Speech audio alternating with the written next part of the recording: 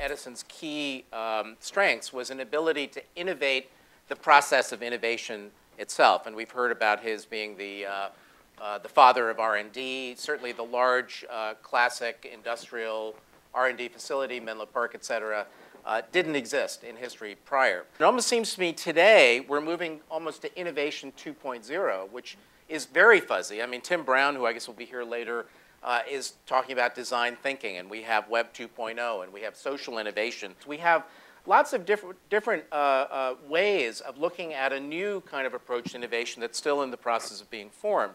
So I guess the question that I have for the panel, and we could just kind of open it up rather than go in sequence, is to what extent are the innovations that Edison brought to the innovation process itself, you know, the Menlo Park, the aggregation of resources, the achievement of sort of innovation critical mass, the so-called invention factory phenomenon, still relevant in a kind of 21st century innovation environment?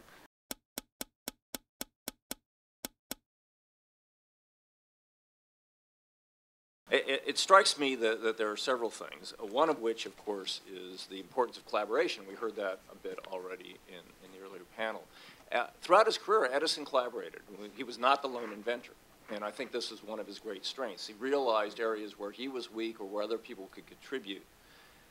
Another really important aspect of the laboratories was the machine shop, and what that was about was rapid creation of new devices, testing, alteration, that this was crucial to the problem-solving process. Sarah raised the issue about how many different designs there were for the car MD, and I suspect there were several of them, and this was crucial to Edison to be able to do this sort of thing. You know, a lot of the form factors now are not necessarily hard form factors; they're soft form factors, right? And when you talk about Innovation 2.0, I think what we're seeing and what we're attempting to do is like just-in-time sourcing of the right kind of people to be on the right project. And they may not even be in our firm, right?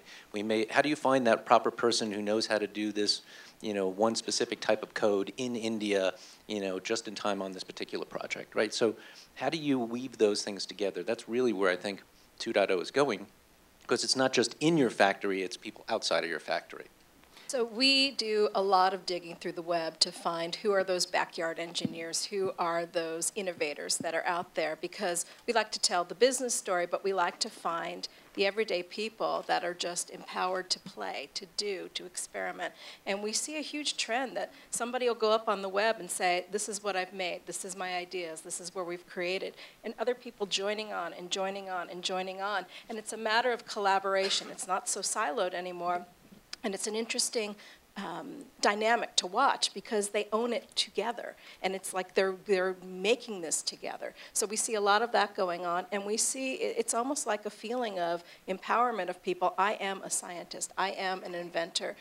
It may be that there's a kind of interesting intersection between this notion of tangibility and this notion of collaboration that, you know, you mentioned this thing we have in many of our offices called the tech box, which is now seemed to have migrated out into the rest of the studio, and they're no longer drawers, but we're just a big mess.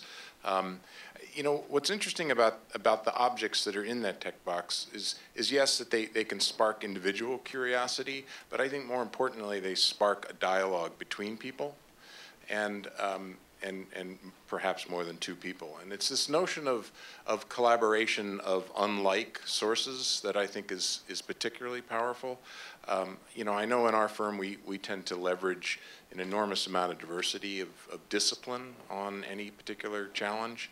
And I think that's an important thing to keep in mind, especially in sort of today's corporate world where, you know, companies tend to hire people that are just like them.